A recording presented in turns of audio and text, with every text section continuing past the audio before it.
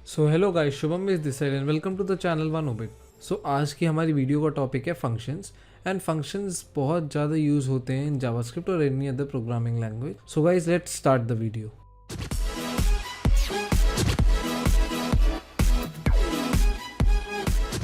तो सबसे पहला क्वेश्चन तुम्हारे दिमाग में आएगा कि फंक्शंस हम यूज़ क्यों करते हैं। So basically we use functions because हमें कोड रीयूजेबिलिटी बढ़ानी पड़ती है।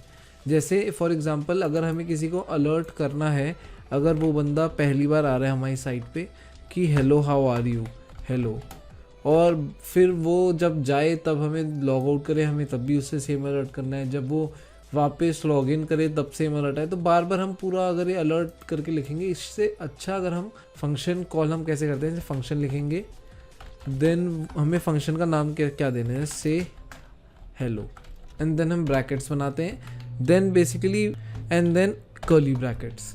और फिर यहाँ पे अगर हम अलर्ट हेलो लिख देंगे और फिर बाद में हमें जहाँ पे भी ये फंक्शन कॉल करना होगा उसके लिए जस्ट हमें नाम लिखना पड़ता है फंक्शन का, जैसे से हेलो तुम देख सकते हो आ गया, फिर अगेन ब्रैकेट्स एंड देन फिर semicolon, that's up to you. फिर सेव करेंगे। अब फिर जहाँ पे भी हम ये से हेलो कॉल हुआ है, जैसे अब इसको मैं रिफ्रेश करूँगा तो देख सकते हो हेलो हो गया है अलर्ट। तो फंक्शन बेसिकली इसलिए यूज़ आते हैं। तो इसको कहते हैं फंक्शन नेम। तो हम फंक्शन का जो भी नेम देंगे यहाँ पे, और देन ये जो ब्रैकेट्स है यहाँ पे हम पैरामीटर्स देते हैं कि हमें क्या करना है। जैसे पिछले वीडियो में तुमने देखा होगा, हमने यहाँ पे ए दिया था जो भी उसका नेम था, तो यहाँ पे हमें जो भी पैरामीटर्स देंगे उनको हम यहाँ पे बेसिकली बॉडी में यूज़ कर सकते हैं।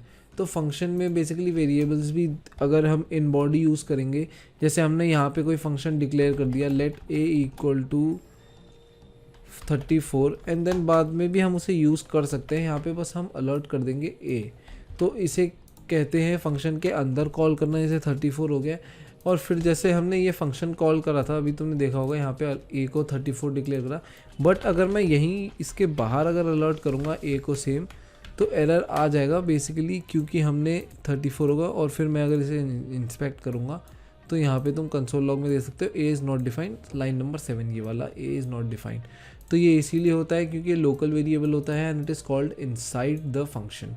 उसको बाहर हम ऐसे यूज़ नहीं कर सकते, बट हमें आउटर वेरिएबल को यूज़ करना है। तो उसका तरीका क्या होता है, जैसे हमने यहाँ पे ए दे दिया 34, मैं सेम कर रहा हूँ, और यहाँ पे ए देख सकते हो, यहाँ पे हमने ए डिफाइन नहीं करा है, तो हम बेसिकली बस अलर्ट ए कर देंगे और फिर फंक्शन बाहर कॉल करेंगे। तो अब इसे मैं जब सेव करूँगा तो देख सकते हो 34 अगेन रन करेगा, रिफ्रेश में करूँगा तब भी 34 रन कर रहा है, प्रीवियस नहीं था।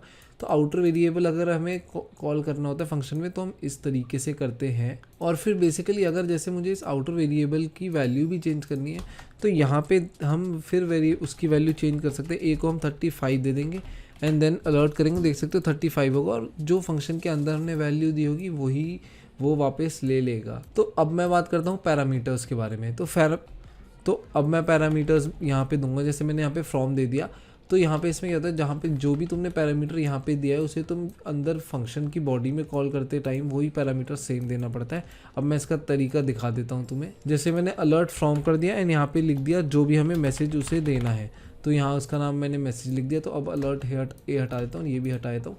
यहाँ पे अब मैंने लिखा अलर्ट, तो अब मुझे अलर्ट में यहाँ पे पैरामीटर्स कॉल करने होंगे यहाँ पे, जैसे मैं अब तुम्हें करके दिखा देता हूँ। जैसे यहाँ पे फ्रॉम पहले कर देंगे, देन फिर हम इसको जो रन करेंगे विद प्लस साइन, इसमें मैं तुम्हें दूसरे तरीके से दिखाता हूँ। ये वाले इन बैक ट्रैक्स जो कहते हैं फ्रॉम, एंड देन बस तुम्हें फ्रॉम से पहले यहाँ पे एक डॉलर साइन लगाना पड़ेगा, एंड देन यहाँ पे curly brackets and then from, और फिर यहाँ पे जो भी तुम्हें लिखना है, हिज मैसेज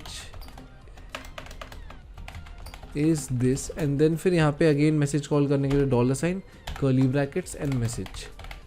तो फिर यहाँ पे अब से हेलो, और फिर यहाँ पे तुम्हें जो भी मतलब फ्रॉम जिसके भी थ्रू, जैसे शुभम के थ्रू देना है, जिसमें अपना नाम लिख देता हूँ शुभम, एंड देन फिर जो भी मैसेज होगा सेपरेटेड बाय अ कॉमा, क्योंकि ऊपर हमने पैरामीटर्स में भी ऐसे ही सेम दिया था। देन हम मैसेज में लिख देंगे गुड मॉर्निंग। तो अब मैं इसे सेव करूँगा तो देख सकते हो hello his message is this, good morning.